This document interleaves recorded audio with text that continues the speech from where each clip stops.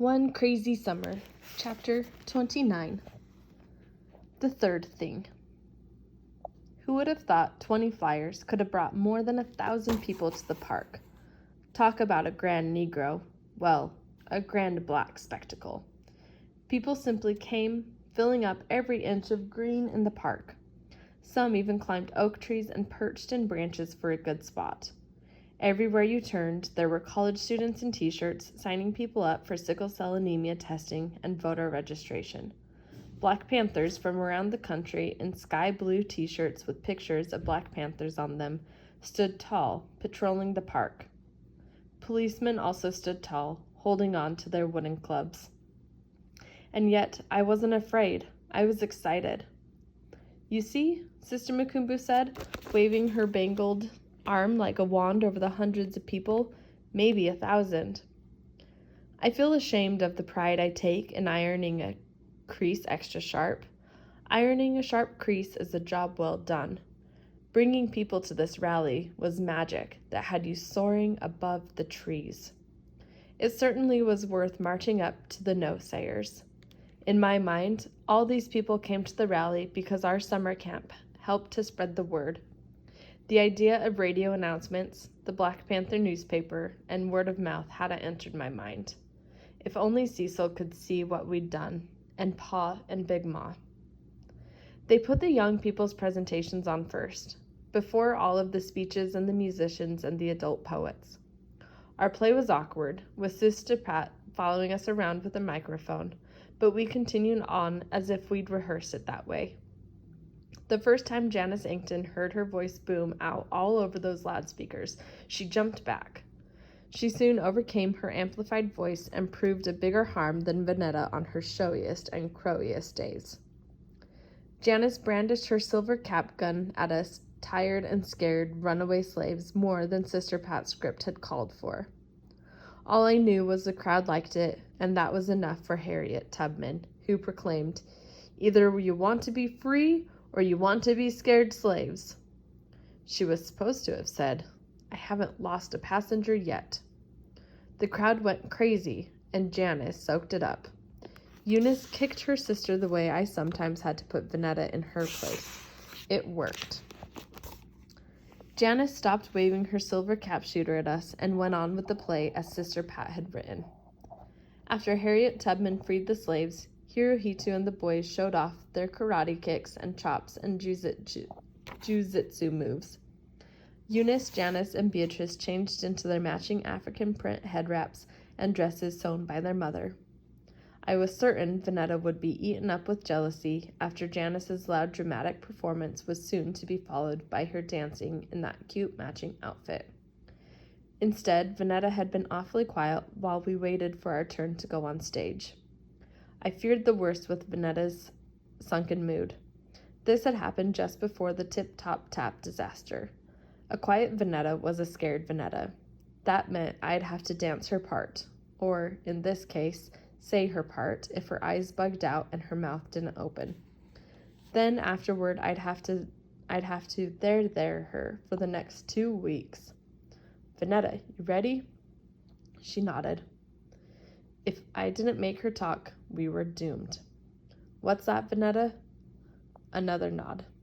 Now I was mad. Mad because this was the same Vanetta who had stubbornly wanted to sing "Dry Your Eyes" before all of these people. This was the same Vanetta who had recited "We Real Cool" until it drove Cecil to a cussing fit. This was Vanetta who had said, "We should do this poem." And as usual, I would have to go out there and finish the mess Vanetta started. "Vanetta, don't make me kick you." "Better not," she said. Good. At least her mouth opened and 2 words came out. "And I'm ready, for your information." "I'm ready," Fern piped up. "I'm ready like Freddy. I'm ready to be steady. I know a boy in my class named Eddie. Eddie Larson. But Larson doesn't go with ready and steady." Then she barked. "Arf, arf." Vanetta and I looked at each other, then at Fern. Vanetta said, "Fern, what are you talking about?" Fern smiled and sang, "I saw something." Then she clapped it out like we were still on the East Bay bus. The Karate Boys had run off the platform while the crowd still cheered.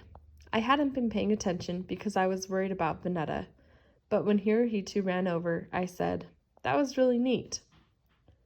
Sister Pat pushed us up to the stage and we marched out before all those people. Vanetta was supposed to introduce us and say the name of our poem and that our mother wrote it. But I could see her eyes growing big and her face ashen. I whispered the two things I knew would get her going. I said, "Hirohito's watching, and Janice hopes you trip." Vanetta's face ripened to a peach. She grabbed the microphone pole like Diana Ross, stepped out in front of us, her Supremes, then cleared her throat. I birthed a Black Nation by our mother Nazila, the Black poet. All the power to the people. The crowd roared and waved their fists. Maybe they carried on because she was the little girl making big sounds. Maybe they cheered for Nazila, who was now a known political prisoner. To Vanetta, they cheered for her, and she was set to show it. I birthed a Black Nation. From my womb, Black creation, spilled forth to be stolen, shackled, dispersed. I dispatched Black warriors, raged against unjust barriers, to find the Black and strong had fallen, divided, deceived, overcome. Black oceans separate us, tortured cries, songs of Black greatness still echo in my canal. Hear the reverberation of a stolen Black nation, forever lost to foreign shores, where thieves do not atone, and Mother Africa cannot be consoled. All that was missing was Cecil to see and hear us recite her poem. I'm sure she wouldn't have appreciated Vanetta sprinkling Black into her poem like pepper, but the crowd loved it, and we went along, following Vanetta's lead, throwing in the word Black as she had. Following each other was easy. We'd been doing it for as long as we could all talk. Saying Cecil's words, one after another, felt like we were bringing her into our conversation instead of turning our voices on her like we had.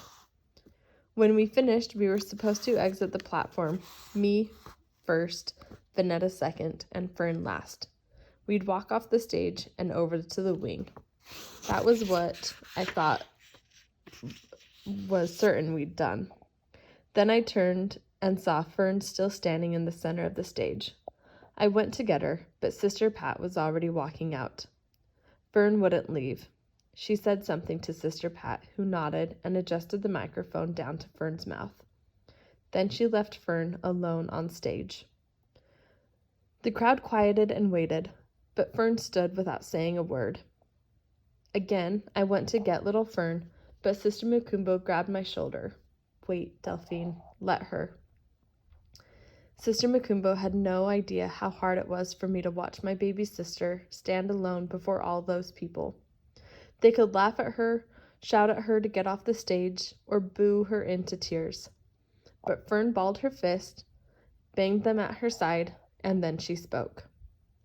"My mother calls me little girl, but this is a poem by Fern Gator, not little girl. This is a poem for Crazy Kelvin.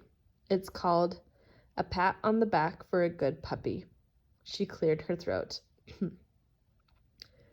"Crazy Kelvin says, 'Off the pig.' Crazy Kelvin slaps everyone 5. The policeman pats Crazy Kelvin on the back. The policeman says, 'Good puppy.' Crazy Kelvin says, 'Arf, arf, arf, arf, arf, arf.'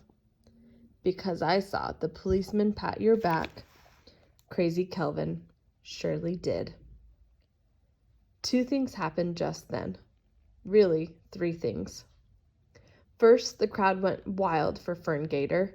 Janice Ankton folded her arms and told Eunice she didn't want to go on stage and dance after Fern had grabbed up all the applause. Second, Crazy Kelvin backed away. I think he was searching for the best way to get out of the park, but he was surrounded by Black Panthers. They knew what Fern had said, even though it took Vanetta and me a little longer to really understand what Fern had said and seen, and what it meant. Luckily for Crazy Kelvin, there were enough policemen to step in and get him out of the park. It's funny about Crazy Kelvin. If he hadn't gone on and on about racist pigs, Fern would have never asked herself, "What's wrong with this picture?" I'm sure it had more to do with Miss Pattycake and telling her who she could love. I'm sure it had more to do with him telling her who she was. Fern had Crazy Kelvin in her sights, and she got him with his own words. What's wrong with this picture? There was a third thing that happened just then, only I didn't know it at the time. Cecil told it to me in a letter a month later, and that thing, the third thing was, a poet had been born. It wasn't Longfellow, Cecil had written, but it was a running start.